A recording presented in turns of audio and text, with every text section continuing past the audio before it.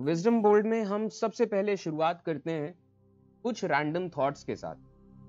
तो हमारी ये जो पूरी दुनिया है, ये दुनिया कुछ ऐसी दिखती है, लेकिन हम इंसान इस दुनिया को कुछ ऐसा दिखाते हैं। ये दुनिया है, लेकिन इसी दुनिया में हम इंसानों ने अलग-अलग लकीरें बना ली हैं और अलग-अलग जगह देश बना दिए हैं। तो ऐसा ये चीज़ तो हम देखते ही हैं और इसके अलावा हम ये देखते हैं कि जितने भी दुनिया में अलग-अलग जगह के लोग हैं, ये अलग-अलग जगह के लोग अपने आस-पास के लोगों को, जिन लोगों को वो अपने जैसा नहीं समझते हैं, उन लोगों को ये इस तरीके से देखते हैं कि जैसे कोई भी जगह के लोग हैं, वो अपने जो होमलैंड है, अपने इलाके के जगहों को बहुत ज़्यादा इज़्ज़त देते हैं, बहुत प्यार करते हैं, अपने लीडर्स को बहुत महान बताते हैं। पूरे दुनिया में आप कहीं पे भी चले जाएँ, इसी तरीके से होता है, अपने लीडर्स को महान बताते हैं, अपने धर्मों को महान बताते हैं, अपने इतिहास को, अपने लोगों को महान बताते हैं और इनके जगहों से, इनके इन ज़मीन के टुकड़ों से बाहर अगर इनके लोग गए हों और इन्होंने राज किया हो, तो उन्हें ये बताते हैं कि बहुत एडवेंचरस लोग थे और बहुत ज़्यादा महान लोग थे।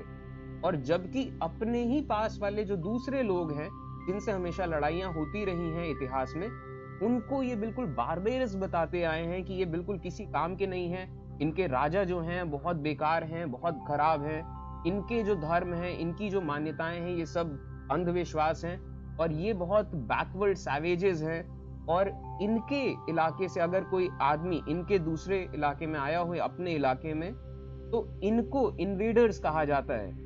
अपने इलाके के लोग बाहर के इलाकों में जाके राज करें तो उनको महान और एडवेंचरस बताते हैं, बाहर के इलाके से कोई आ जाए तो उसको इन्वेडर्स कहते हैं। ये पूरी दुनिया का सिलसिला है, ये कोई एक जगह या एक देश, एक इलाके की बात नहीं है, ये पूरे इंसानों की बात है। और इस तरीके से होते-होते इंसान जो हैं, पूरी दुनिया में ये अस वर्सेस देम का खेल खेलते हैं कि एक तरफ वो ऐसे लोगों को रखते हैं जिन्हें वो अस में काउंट करते हैं कि ये हमारे जैसे हैं और हमारे जैसे को छोड़ के जितने भी लोग हैं, उन्हें ये लोग देम में काउंट करते हैं। ये पूरे इंसानियत की बात है और इसी तरीके से सब लोगों की बात है। और इस पूरे दरमियान ये भूल जाते हैं कि हम उसी दुनिया का हिस्सा हैं, उसी एक छोटे से डॉट का हिस्सा हैं, जो छोटा सा डॉट इतने बड़े स्पेस में तैर रहा है बस। और इतने छोटे से इस डॉट में इन सब लोगों को अगर देखा जाए तो ये उसी जमीन में रहते हैं, वही खाते हैं, वही पहनते हैं, वही लाइफस्टाइल है, वही सब कुछ है। अगर कॉमन चीजें ढूंढने को कहा जाए तो सब कुछ कॉमन है। अगर आप किसी एलियन की नजर से देखें तो उसको बहुत फैसिनेटिंग सा लगेगा कि एक छोटा सा प्लैनेट है और उस छोटे से प्लैनेट में ही लोग अस एंड देम का खेल खेल रहे हैं। ये बहुत फैसिनेटिंग सी चीज है। अब सवाल उठता है कि जितने भी इंसान हैं, ये ऐसा माइंडसेट क्यों रखते हैं? ये अस वर्सेस देम का खेल ये क्यों होता है? ये एक सवाल है। तो अब जरा इसके बारे में देखते हैं। तो दुनिया में जितने भी प्राइमेट्स हैं, जितने भी सोशल जीव हैं, जो एक सोसाइटी में रहते हैं, इन ये प्राइमेट्स जब इवॉल्व होते रहे, दुनिया के सारे जानवर जब इवॉल्व होते रहे, तो इनके अंदर ये फितरत है, ये अस वर्सेस देम के नजर से दुनिया को देखते हैं कि ये हमारी प्रजाति है, ये दूसरी प्रजाति है।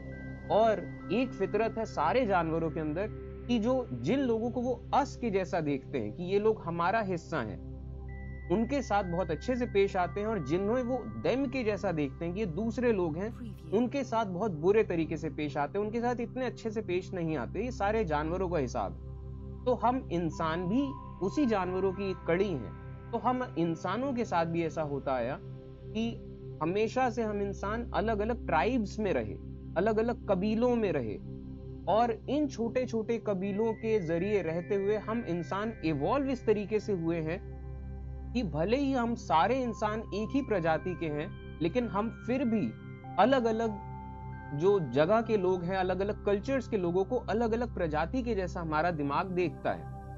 और इस तरीके से हम आज के टाइम में, हम भले कितना भी शहरी जीवन में आ गए, कितना भी ग्लोबलाइज हो गए, लेकिन हम आज भी उसी ट्राइबल सोच से निकल नहीं पाए हैं। और जब इंसान इवॉल्व होते रहे, तो जितने भी हार्मोन्स निकलते हैं इंसानों के, तो उनमें से एक हार्मोन जो सबसे खास हार्मोन होता है वो है ऑक्सीटोसिन। ऑक्सीटोसिन हार्मोन ये हमारे हाइपोथैलेमस के पास से निकलता है, और ये ऑक्सीटोसिन हार्मोन ये बनाता है हमारे ब्रेन को इस लेवल पे कि ये क्लोज रिलेशनशिप्स हैंडल कर सके। ये ऑक्सीटोसिन ये हार्मोन होता है जो मदर चाइल्ड जो बॉन्डिंग होती है इसको एनहांस करता है।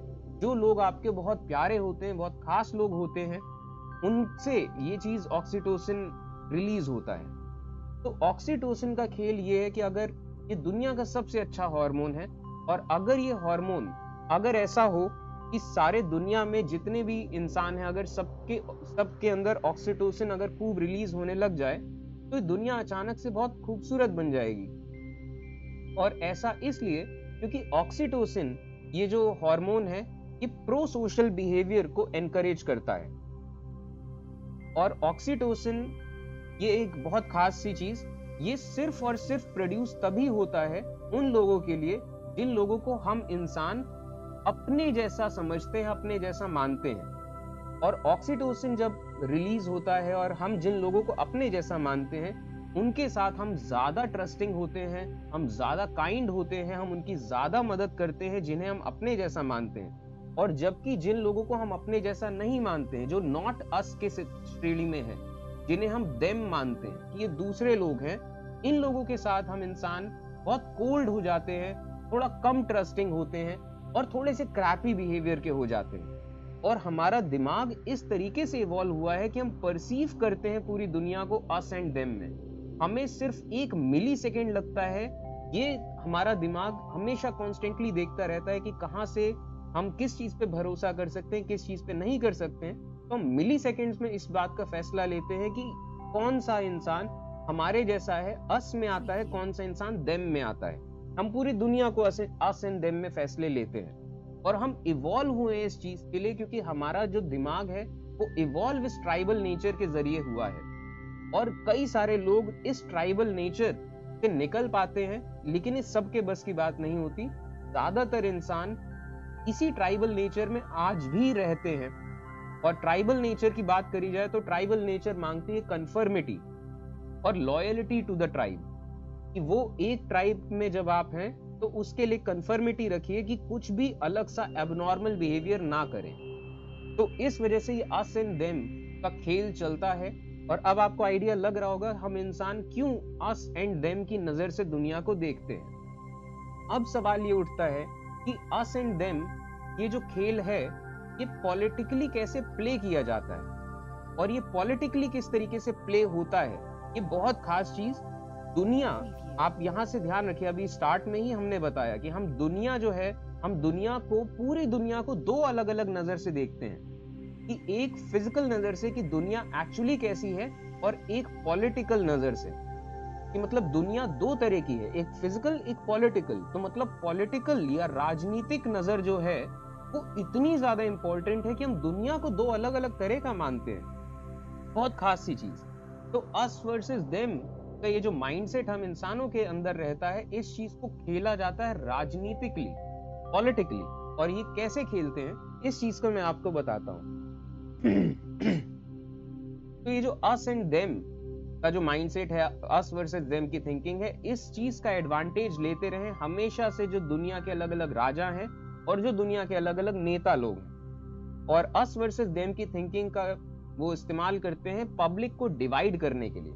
जैसे कि एग्जाम्पल, एक बहुत अच्छा सा इलस्ट्रेशन यहाँ पे दिखाया जा रहा है कि एक बादशाह है, इनके खिलाफ विद्रोह हो रहा है, और जितने भी लोग हैं इनकी प्रजा के जो इनके खिलाफ विद्रोह कर रहे हैं, कुछ लोगों के पास इस तरीके के फोक हैं और कुछ लोगों के पास ऐसी मशालें हैं। अब ये जो सलाहकार हैं इस राजा के, वो इनको कहते हैं कि आपको इन लोगों से लड़ने की जरूरत नहीं है, आपको सिर्फ इन लोगों को कन्विंस करने की जरूरत है। ये जो पिच फोक वाले लोग हैं, जो जिन लोगों के पास ये फोक है, इन लोगों को आपको ये कन्विंस करना है कि जो टॉर्च वाले लोग हैं, जिनके पास मशालें हैं, ये मशाल वाले लोग इनके फोक्स लेना चाह रहे हैं। कहने का मतलब ये कि सलाहकार बोल रहे हैं कि जितने भी लोग हैं इनको आप 2 ग्रुप्स में डिवाइड कर दीजिए, और इन दोनों ग्रुप्स पे आपस में इल्जाम लगाइए कि ये ग्रुप इस वाले ग्रुप को खत्म करना चाह रहा है और ये ग्रुप इसे खत्म करना चाह रहा है। और इस तरीके से जो पब्लिक है, पब्लिक आपस में लड़ती रहेगी और आपसे लड़ने नहीं आएगी। तो यही चीज होती रही है इतिहास में, अस वर्सेस देम। ये इंसानों के दिमाग में इनबिल्ट है, लेकिन स्टिल इसको राजनीतिकली यूज किया जाता है पब्लिक को डिवाइड करने के लिए और पब्लिक को डिस्ट्रैक्ट करने के लिए और लोगों को ये चीज ओबे कराने के लिए एक दुश्मन दिखा के। क्योंकि फियर या डर के बारे में कहा जाता है, fear drives obedience to rulers, कि जब पब्लिक डरी रहती है किसी ना किसी चीज से तो वो अपने बादशाहों की बात हर चीज मानती है। और इस चीज का एग्जाम्पल आप कहीं पे भी देख सकते हैं। जैसे कि आप इस चीज का एग्जाम्पल देख सकते हैं कहीं पे भी, जैसे यूएसए में हमेशा पब्लिक को डरा के रखा गया कि ये जो कम्युनिस्ट लोग हैं वो ऐसे हैं वैसे हैं, रशिया के लोग ऐसे पूरा हमारे खिलाफ साजिश कर रहे हैं। आज के टाइम पे नॉर्थ कोरिया जो देश है, वहां के लोगों को पूरी तरीके से ब्रेन वॉश करके रखा जाता है कि नॉर्थ कोरिया दुनिया का सबसे महान देश है और नॉर्थ कोरिया के बाहर की जितनी दुनिया है बहुत खराब है और वो चाहते हैं कि बाहर की दुनिया की नॉर्थ कोरिया बर्बाद हो जाए। तो इस तरीके से नॉर्थ कोरिया के बादशाह लोग नॉर्थ कोरिया के लोगों को ब्रेन वॉश करके रखते हैं और मीडिया के जरिए और हर चीज के जरिए। यही काम रशिया में होता है, यही काम चाइना में होता आया है हमेशा से। तो ये जो डर है, दूसरे लोगों का डर, फियर ऑफ देम, इस चीज का इस्तेमाल बहुत किया गया है इतिहास में। अगर आप देखा जाए, चाहे वो नेताओं ने किया हो चाहे राजाओं ने किया हो, और पूरे इतिहास में ये अस वर्सेस देम की वजह से बहुत सारे एट्रोसिटीज और जीनोसाइड्स कमिट किए गए हैं। और हकीकत बात यह है, राजनीति सारी एक तरफ, लेकिन एक शाश्वत सत्य दुनिया का कि जो क्रिमिनल माइंडेड लोग हैं, जिनको उल्टा सीधा करने में मजा आता है, और जो वॉयलेंट किस्म के लोग हैं, ऐसे लोगों को सिर्फ एक बहाना चाहिए होता है कि वो अपनी दरिंदगी निकाल सकें, वो ऐसे काम कर सकें जो भी उनके मन में आ रहा हो, और वो ऐसे काम इसके साथ कर सकते हैं। उन्हें कोई ना कोई ऐसा सॉफ्ट पॉइंट चाहिए जिन्हें उन लोगों के साथ वो जाति कर पाए।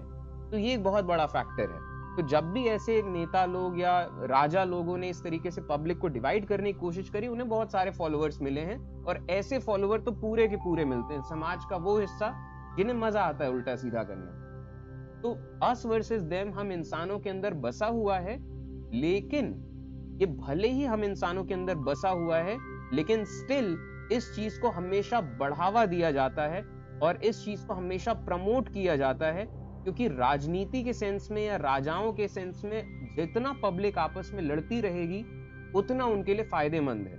और आज के टाइम पे भी जितने बड़े आज के टाइम पे राजा लोग तो है नहीं, लेकिन जितने बड़े बड़े कॉर्पोरेट्स हैं, जो बड़े बड़े कॉर्पोरेट घराने हैं, वो यही चाहते हैं कि पब्लिक लड़ती रहे, क्योंकि अगर पब्लिक आपस में नहीं लड़ेगी तो पब्लिक उनकी तरफ आएगी कि हमें हमारे हक चाहिए, अधिकार चाहिए। तो कॉर्पोरेट्स आज के टाइम में नहीं चाहते। और आज के टाइम में एक और सच्चाई ये है कि राजा नहीं है, नेताओं के पास ताकत है, लेकिन नेताओं के पास भी इतनी ताकत नहीं है, असली ताकत कॉर्पोरेट्स के पास है। अब यहीं पे कुछ और सबक कि हम इंसान जो है हमेशा किसी भी सीन सिचुएशन में अस वर्सेस देम का खेल बना लेते हैं, ये भी एक सच्चाई है। जैसे कि दो एग्जाम्पल्स आपको देता हूं इस चीज को समझाने के लिए।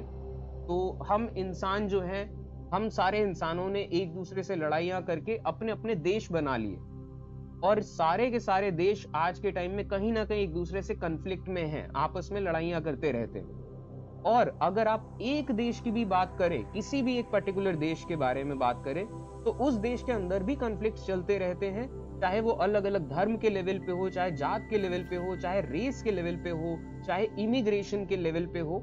तो सब इतने कॉन्फ्लिक्ट दुनिया में चलते रहते हैं आज के टाइम पे। लेकिन अगर अभी तो पूरी दुनिया में सिर्फ इंसान है, तो इंसान आपस में लड़ रहे हैं। अगर दुनिया में कोई एलियन स्पीशीज के लोग आ जाएं और वो रहने लग जाएं धरती में, तो सारे के सारे इंसान यूनाइट हो जाएंगे, वो भूल जाएंगे, सारे देश मिटा देंगे, सारे जितने भी डिस्क्रिमिनेशन से सब हटा देंगे। अचानक से हो जाएगा कि हम इंसान सब एक हैं और हमें लड़ना है इन जो नई एलियन स्पीशीज है। तो यही चीज है। और ये चीज एक और बहुत अच्छा कोट इस चीज को बताने के लिए कि प्यार या मोहब्बत या इज्जत ये अच्छी चीजें हैं, लेकिन ये कभी भी लोगों को इतना यूनाइट नहीं कर पाए हैं, ना कभी कर पाएंगे, जितना कि यूनाइट कर सकता है कॉमन हेट्रेड फॉर समथिंग। तो ये एंटन चेखव साहब का एक बहुत अच्छा कोट। और दूसरा एक एग्जाम्पल देता हूँ। दूसरा एग्जाम्पल ये है कि एक जमाना था जब हमारा हिंदुस्तान देश नहीं बना था, हम सिविलाइजेशन थे। 1947 से पहले हम इंडियन सिविलाइजेशन थे, जिस इंडियन सिविलाइजेशन में अलग अलग साम्राज्य हुआ करते थे। और फिर एक ऐसा वक्त आया जब सारे अलग अलग साम्राज्यों को हरा दिया ब्रिटिश साम्राज्य ने, और ब्रिटिश साम्राज्य का राज हुआ। एक ही साम्राज्य का राज पूरी सिविलाइजेशन में हुआ। फिर वहां पे कॉमन बॉन्ड बना सारे हिंदुस्तान के अलग अलग कल्चर्स के लोगों के बीच में, अलग अलग साम्राज्यों के लोगों के बीच में एक कॉमन बॉन्ड बना कि हम सब लोग भले ही अलग अलग हैं, लेकिन हम सब लोग इन ब्रिटिश लोगों के खिलाफ हमें लड़ना है। और ये कॉमन बॉन्ड बना अधिकारों के लिए, आजादी के लिए। जितने भी लोअर कास्ट के लोग थे, जितनी औरतें थी, और इंडियन नेशनलिज्म बढ़ा। ये तो इतिहास है और ये सब कोई जानते हैं। तो इंडियन फ्रीडम मूवमेंट बना, ये एक ज्वाइनिंग बॉन्ड था पूरे देश भर के लोगों के लिए। देश क्या, सिविलाइजेशन के लोगों के लिए, क्योंकि देश तो हम 1947 में बने। और अगर आपको इस चीज का अंदाजा ना हो कि अच्छा ये सिविलाइजेशन और देश में क्या फर्क है, तो इस पे भी मैं एक प्रॉपर वीडियो बना चुका हूं, मैं डाल चुका हूं कि देश का मतलब क्या होता है एग्जैक्टली।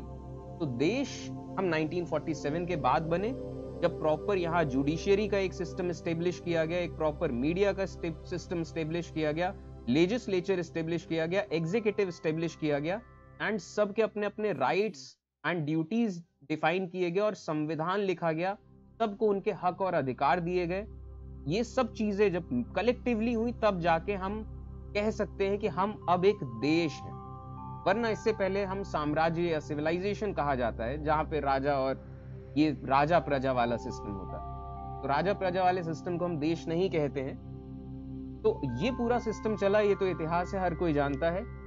लेकिन इसी दौरान अलग अलग धर्मों के पॉलिटिकल मूवमेंट्स भी चलने लगे, अलग अलग धर्मों के, और सब ने अपने अपने सेपरेट कंट्रीज मांगने शुरू किए। और जो सबसे बड़ा जो पॉलिटिकल मूवमेंट जो चला, वो चला था जो इस्लामिक नेशनलिज्म था। और उन्होंने डिमांड किया धर्म के आधार पे, उन्होंने धर्म के आधार पे अस वर्सेस देम किया, और उन्होंने डिमांड किया कि हमें जहां पे भी मुस्लिम मेजॉरिटी एरियाज है, हमें वहां पाकिस्तान बनाना है। और मुस्लिम मेजॉरिटी एरियाज में पाकिस्तान बना दिया गया, और ये कल्पना करी गई कि अब क्योंकि सारे मुसलमानों के इलाके पाकिस्तान बन गए हैं, तो अब ये इलाके आराम से, सुकून से, शांति से, इज्जत से रहेंगे।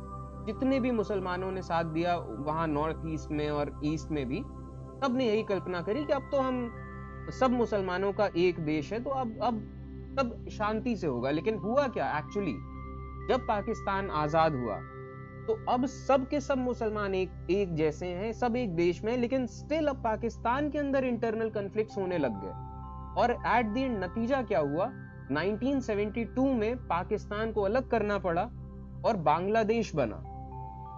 और ये सबसे बड़ा एक सबक है इतिहास का कि अस वर्सेस देम, हम इंसान कहीं पे भी बनता चला जाता है। और वो तो इंसानों पे है कि आप कितनी बाउंड्रीज बनाएं। बांग्लादेश को पूरा अलग करना पड़ा, अलग देश बना। अगर सिर्फ मुसलमानों का देश होने से अच्छा होता तो बांग्लादेश अलग क्यों हुआ?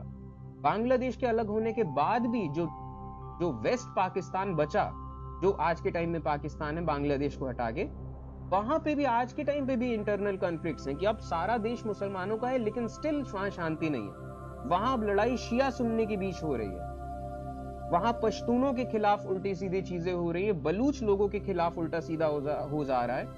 पूरा का पूरा नॉर्थ वेस्ट फ्रंटियर मुस्लिम लीग ने लिया ये बोल के कि यहाँ सारे मुसलमान रहते हैं, लेकिन उन्हीं इलाकों में जो हजारिया लोग हैं, उन हजारिया लोगों को आज के टाइम पे मुसलमान मानने से इनकार कर देते हैं कि हजारिया लोग मुसलमान नहीं है और हजारिया लोगों को मारा जाता है। तो ये चीज है कि अस वर्सेस देम आप किसी भी लेवल पे बना सकते हो, और कितना भी आप लेवल के अंदर चले जाओ, अस वर्सेस देम होगा। क्योंकि राजनीति जो है, जो पॉलिटिक्स है, वो पॉलिटिक्स मांगती है आज के टाइम में कि आप अस वर्सेस देम का खेल खेलिए और अस वर्सेस देम करिए। तो ये चीज है। और अस वर्सेस देम आजकल के मॉडर्न टाइम्स में जब पूरे दुनिया में अलग अलग देश बन गए हैं, पहले के टाइम में देश नहीं हुआ करते थे, अब के टाइम में जब देश बने हैं मॉडर्न लेवल पे, तो वहां पे अब राजनीति सक्रिय है, वहां इलेक्शंस होते हैं, चुनाव होते हैं। जब चुनाव होते हैं तो आपको मांगना पड़ता है वोट, एंड जब आपको वोट मांगना पड़ता है तो वोट मांगने के दो तरीके होते हैं। एक होता है पॉजिटिव इंटीग्रेशन, जब आप लोगों को कुछ कंस्ट्रक्टिव सा एक दिखाते हैं कि हमें ऐसा करना है, हमें ये अच्छे की तरफ जाना है। और दूसरा वोट मांगने का तरीका होता है नेगेटिव इंटीग्रेशन, यानी कि आप ग्रुप बनाइए कुछ लोगों को दुश्मन दिखा के। तो नेगेटिव इंटीग्रेशन बहुत आसान होता है, तो पूरी दुनिया में अलग अलग जगहों पे ये नेगेटिव इंटीग्रेशन किया जाता है।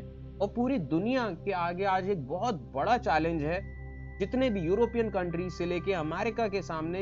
ये सिर्फ हमारे देश या किसी एक देश की बात नहीं, पूरी दुनिया की बात है कि हर जगह प्रोपोगंडा मशीनरी पूरा काम कर रही है, फेक न्यूज सिस्टम काम कर रहे हैं कि जो नफरत को बढ़ाने के लिए काम करते हैं, चाहे अलग अलग रेस के लेवल पे, चाहे अलग अलग रिलीजन के लेवल पे।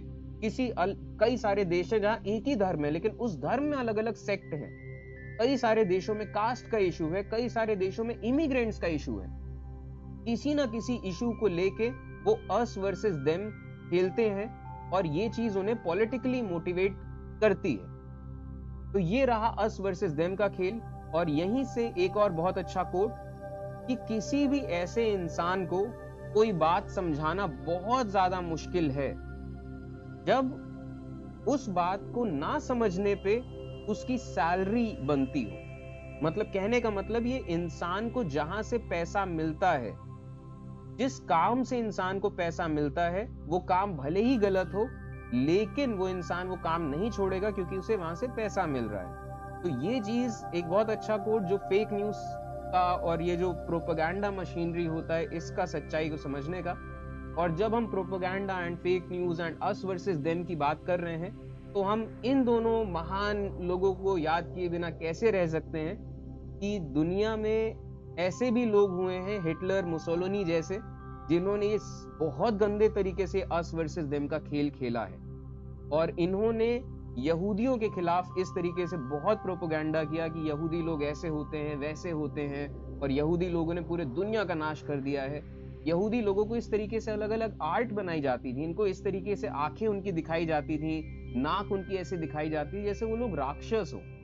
और ये पूरा प्रोपेगेंडा चला है, तब जाके फिर होलोकॉस्ट तक ये लाए हैं चीजें, जीनोसाइड किया है। और इस वजह से इन दोनों कार्टूनों को आज के टाइम में बहुत ज्यादा बदनाम है, क्योंकि इन्होंने बहुत बुरा अस वर्सेस देम का खेल खेला है।